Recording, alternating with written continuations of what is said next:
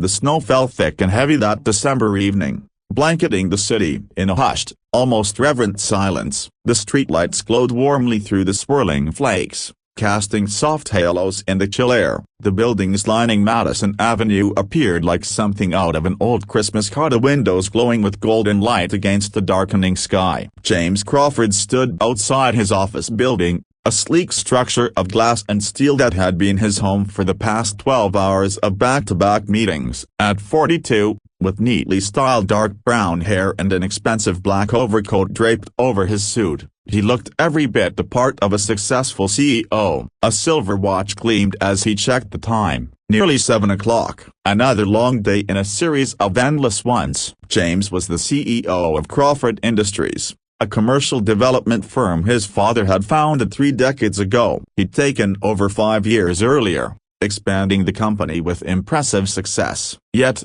standing there alone in the falling snow, the word success felt empty. The city moved around him, a bustling sea of hurried footsteps, but James stood still, caught in his thoughts, waiting for his driver to arrive. Traffic had delayed him, but James didn't mind the time to himself. And then he saw her. A little girl, no older than 6, stood near the building's iron railing. Her blonde hair, tied up in a ponytail, was scattered with snowflakes, and she wore a tan winter coat that seemed too light for the biting cold. Beneath it, a red dress or sweater peeked through. A small backpack rested by her feet, and though her boots were worn, they were the sturdy kind mothers buy, hoping they'd last through the harsh winter months. But it was her eyes wide, lost, and scared that caught his attention. She scanned the sidewalk, watching each passerby as if hoping to see someone, anyone, she recognized. James felt that familiar pang of concern, the same instinct he'd always had when spotting someone in need. He knew most people would pass by without a second glance,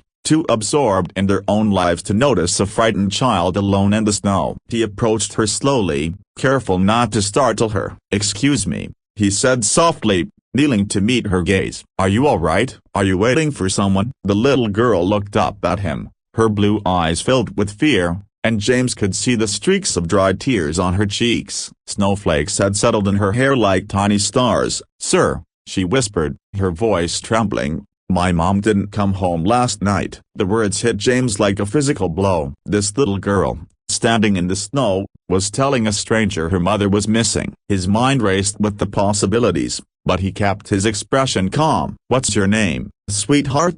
he asked gently. "Lucy." Lucy Chin. "Hi, Lucy. I'm James. Can you tell me what happened? Where do you live?" Lucy's lip quivered as she spoke. "We live on Maple Street," she said. "The apartment with the blue door. Mommy usually comes home by dinner, but she didn't come last night. Mrs. Peterson, our neighbor, she watched me and gave me breakfast, but she had to go to work today. She told me to go to school, but I'm scared. What if something bad happened to Mommy?" James felt a heavy ache in his chest. This little girl, alone and worried sick about her mother, had still gone to school because she'd been told to. The vulnerability in that simple act was gut-wrenching. "Did Mrs. Peterson call the police?" he asked, trying to keep his voice steady. "Did she try to find her mom?" Lucy shook her head. "She said Mommy probably just had to work late and forgot to call. But Mommy always calls. Always. Even when she works late. She always tells me." James pulled out his phone. "I'm going to help you find your mom, Lucy. But first, we need to get you someplace warm. It's freezing out here." "Where were you planning to go?" "I was going to walk home and see if Mommy's there, but I'm not sure I remember the way. We just moved here 2 months ago." The thought of this little girl trying to navigate the snowstorm, searching for her missing mother alone, was unbearable. James made up his mind. "Lucy, would it be okay if I came with you? We can walk to your apartment together and see if your mom is home. And if she's not, we'll figure out where she is. Does that sound all right?" Lucy studied him, her small face serious, torn between the caution taught to her and the desperate need for help. After a long pause, she nodded. "Okay, but you seem nice. You have kind eyes. Mommy says you can tell if someone's kind by their eyes." "Your mommy sounds like a very smart woman," James said with a smile. "Let's get you somewhere warm." He texted his driver to cancel and gently took Lucy's hand. It was small and cold, even through her mittens. Together, they started walking down the sidewalk, Lucy guiding him toward Maple Street, just a few blocks away. As they moved through the falling snow, James asked gentle questions to keep her mind off the worry, learning more about her mother and their life together. "Tell me about your mom," he asked softly. "What's her name?" "Grace," Lucy replied. "Grace Chen. She works at the..." "She's a nurse," Lucy continued, her voice softening. "She helps people get better when they're sick or hurt." James nodded. "That's an incredibly important job," he said quietly. "She must be a very caring person." Lucy's face lit up as she spoke. "She is. She's the best mommy in the whole world. She reads me stories every night and makes the best pancakes, and she always knows how to make me feel better when I'm sad." James felt a lump form in his throat. He smiled at the thought of Grace Chen, a woman who seemed to be the very embodiment of kindness in Lucy's world. "And your dad?" James asked gently. "Is he home?" Lucy's expression darkened, her small hands clutching the straps of her backpack. She shook her head. "Daddy died when I was a baby. I don't remember him. Mommy says he was very brave. He was a firefighter." James' heart twisted. Of course, he thought, this family had already faced so much loss, and now, Lucy's mother was missing. Life was unforgiving. Sometimes. They walked on in silence for a moment, Lucy's eyes still scanning the crowd. She looked at every face that passed, as if expecting to find her mother among them. The hope and fear reflected in her eyes was almost unbearable. "Lucy," James said softly, breaking the silence, "when was the last time you saw your mom?" "Yesterday morning," she replied. "Before school. She kissed me goodbye and said she'd see me after work. She was working the day shift, so she was supposed to be home by dinner, but she never came back." Lucy's voice trembled, but she pressed on. "Mrs. Peterson, the neighbor, she wasn't worried. She said, sometimes grown-ups get busy, and that mommy probably just forgot to call, but I know she wouldn't forget about me." Something must be wrong. James felt the conviction in her words of the unshakable belief that her mother would never abandon her. He found himself envying that bond, that trust. His own childhood had been different, comfortable, yes, but distant. His parents had been more interested in growing their business than building relationships with their only son. They turned onto Maple Street, a stretch of older apartment buildings with fire escapes crisscrossing their facades. Lucy led him down the block to a building about halfway down. The yellow paint on the walls had faded with time, and a blue door stood at the entrance, just as she described. "This is it," Lucy said, her voice smaller now, the weight of their search pressing on her. James held the door open for her as they climbed the stairs to the second floor. When they reached apartment 2B, Lucy hesitated. She reached into her backpack and pulled out a key on a string she wore around her neck. "Mommy gave me this for emergencies," Lucy explained, her fingers playing with the key. "She said I should never go into the apartment alone if she's not home." "But this is an emergency, right?" "Yes, sweetheart," James assured her. "This is definitely an emergency." Lucy unlocked the door, and they stepped inside. The apartment was small but well kept, with furniture that was clearly chosen for practicality rather than style. Yet, there were personal touches everywhere: drawings taped to the refrigerator, a vase of fresh flowers on the kitchen table, and photographs scattered around the room. In every picture, a smiling Asian woman held a little girl in various stages of life. Grace Chen, James assumed, was the woman in the photos. "Mommy?" Lucy called out, her voice echoing through the empty apartment. "Mommy, are you home?" There was no answer. The apartment felt still, too still. It had the emptiness of a place where no one had been for hours. Lucy's face crumpled, the weight of fear and worry settling in. "She's not here." "Where is she?" "Where's my mommy?" James knelt beside her, pulling the small girl into his arms as she began to cry. "It's okay, Lucy. We're going to find her, I promise," he whispered. "But first, let me make some phone calls." "All right." He stood and pulled out his phone, dialing the local hospitals. He explained the situation, giving a description of Grace Chen, the nurse who had failed to come home the night before. The first two hospitals had no record of her. The third, City General, put him on hold. Lucy sat quietly on the couch, clutching her stuffed rabbit, her wide eyes fixed on James. Finally, after what felt like an eternity, The hospital administrator returned to the line. "Mr. Crawford," she said, her voice crackling through the phone, "I have some information. Grace Chen did come in for her shift yesterday morning, but she collapsed during her lunch break. She'd been running a high fever and was severely dehydrated. She's been admitted as a patient. She's stable now, but she's been quite ill." James felt a flood of relief rush through him. "Is she conscious? Can she have visitors?" "She is, though she's very weak. And yes, visitors are allowed. I should mention, though, that she's been very distressed. She keeps asking about her daughter and trying to get out of bed to go home. We've had to convince her multiple times that we've contacted her emergency contacts." James' stomach churned. He could only imagine how Grace must have felt as sick and alone, unable to be with the one person who mattered most to her. "Who are her emergency contacts?" he asked quickly. "Let me check. Yes, a Mrs. Helen Peterson. We've left several messages but haven't heard back." Of course, James thought. Mrs. Peterson, the neighbor who had been watching Lucy. Grace had been lying in a hospital bed, unable to reach out to her daughter, while Lucy had spent the night with the neighbor and gone to school the next day. Terrified, James felt a sudden weight in his chest as he realized how close they'd come to something terrible happening. "I'm bringing her daughter to see her right now," he said into the phone. "Thank you." He hung up and crouched down in front of Lucy again. "Lucy, I found your mom. She's at the hospital where she works. She got sick yesterday and had to stay there so the doctors could help her. But she's okay now. She's been really worried about you, just like you've been worried about her." Lucy's face lit up with relief. "She's really okay?" she asked, her voice full of disbelief. "Can we go see her?" "Absolutely," James replied, a reassuring smile crossing his face. Within minutes, they were in a warm sedan, driving through the snow-covered streets toward City General Hospital. Lucy pressed her small face against the window, her stuffed rabbit clutched tightly to her chest. She was practically shaking with anticipation. "Is Mommy really okay?"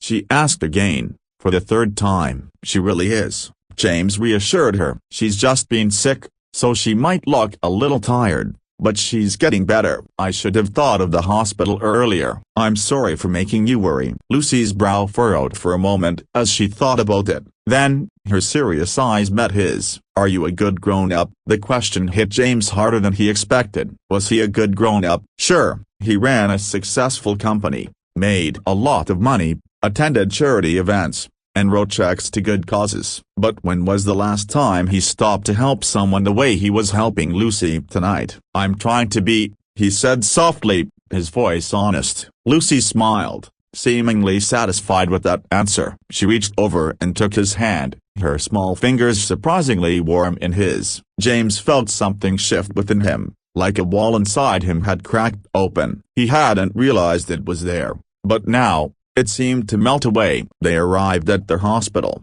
and James led Lucy through the maze of sterile corridors. When they reached the room number the nurse had given him, he opened the door and saw Grace Chen lying in a semi-private room, her face paled, the four in her arm. But when Grace saw Lucy standing in the doorway, her face transformed. "Lucy!" Grace gasped, her voice breaking. "Oh my God, Lucy!" Lucy ran to her mother, and James had to help her climb onto the bed. Grace's arms enveloped her daughter, and the two of them cried in each other's arms. James turned away, feeling like an intruder on such an intimate moment. "I'm so sorry," Grace whispered, her voice strained. "I'm so sorry I couldn't call. I tried, but I was so sick, I passed out. And when I woke up, I was here, and they said they called Mrs. Peterson. But I didn't know if you knew where I was." "It's okay, Mommy," Lucy sniffled. "I was scared, but Mr. James helped me. He found you." Grace lifted her head, her eyes finally focusing on James for the first time. Confusion, gratitude, and a mother's protective instinct flashed in her gaze. "Who are you?"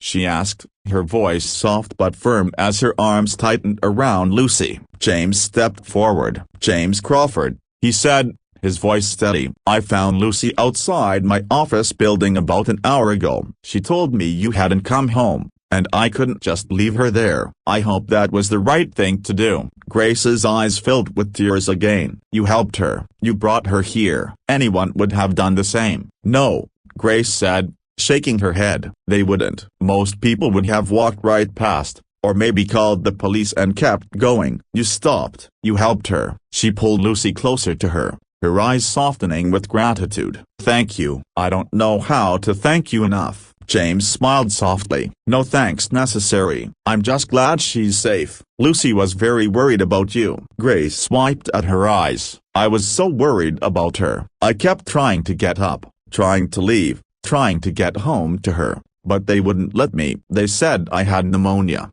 that I needed antibiotics and rest. She looked down at Lucy. Mrs. Peterson was supposed to be watching you. Lucy nodded. She did watch me last night, but she had to go to work today. She told me to go to school. I went, but I was so scared. Mommy. Lucy paused, her voice shaking. So after school, I tried to walk home, but I got lost. That's when Mr. James found me. Grace closed her eyes, and James could see her imagining the worst of the thought of her daughter wandering the city alone. When she opened her eyes again, there was an intensity in her gaze that made him feel exposed, as if she could see right through him. You saved her, Grace said simply, her voice thick with emotion. You saved my daughter. James shook his head, almost embarrassed. I just did what anyone with a conscience would do. But most people don't have a conscience anymore, Grace replied, her voice rising with the emotion she could no longer suppress. Not really. Not enough to stop, to get involved, to actually help. She looked at him, her gaze unwavering. Do you have children, Mr. Crawford? No, he replied, shaking his head. Then you can't fully understand what you did for me tonight. You can't know what it means to be lying here, helpless, terrified for your child, and then have that child appear safe and sound because a stranger chose to be kind. Grace was crying again, but her voice was strong, steady. Thank you so much. James blinked back tears of his own. You're very welcome. Just then, a nurse in her 50s entered the room. Mrs. Chen, she said warmly, I heard your daughter arrived. What wonderful news. She looked at Grace's monitors, concern flashing across her face. But I'm afraid you need to rest now. Your blood pressure is rising, and you need to stay calm. Can Lucy stay? Grace asked, her voice desperate. Please. Just for tonight. I can't bear to be separated from her again. The nurse hesitated. Well, it's not exactly protocol. Before she could finish, James spoke up. I'll arrange it, he said firmly. Whatever it costs. Whatever it takes. Lucy stays with her mother tonight. The nurse looked at him, assessing his appearance and the air of authority that surrounded him. Are you family? He's the man who brought my daughter to me, Grace said, her voice unwavering. That makes him family as far as I'm concerned. The nurse smiled. All right, then, I'll see about getting a cat brought in. After she left, Grace turned to James. You don't have to do this. Pay for things. I mean, you've already done so much. I want to, James said gently. Let me help, please. Grace studied him for a long moment, her gaze softening. Why? And please don't say it's what anyone would do, because we both know that's not true. Why are you really doing this? James paused, reflecting on how to answer. He could say something easy, something superficial, but looking at this woman and her daughter, this small family that had already weathered so much hardship, he found himself wanting to be honest. Because I've spent the last 15 years building a company and a career, he said, his voice quiet but clear. Somewhere along the way, I forgot to build a life. I forgot what really matters. And then your daughter stood in the snow outside my office and told me her mom was missing. And I remembered. She reminded me that we're here to help each other, that success without compassion is just emptiness. Wearing an expensive suit, Grace's expression softened, and she smiled, though her eyes still glistened with unshed tears. That's a very honest answer. Lucy, who had been listening quietly, looked up at James. You're a good grown-up, she said with certainty. I was right about your eyes. James laughed softly, wiping his own eyes. Thank you, Lucy. That means more than you know. He stayed for another hour, until Lucy had fallen asleep, hurled against her mother on the hospital bed, her stuffed rabbit tucked under her chin. Grace dozed off too, one arm protectively around her daughter. Both of them finally at peace.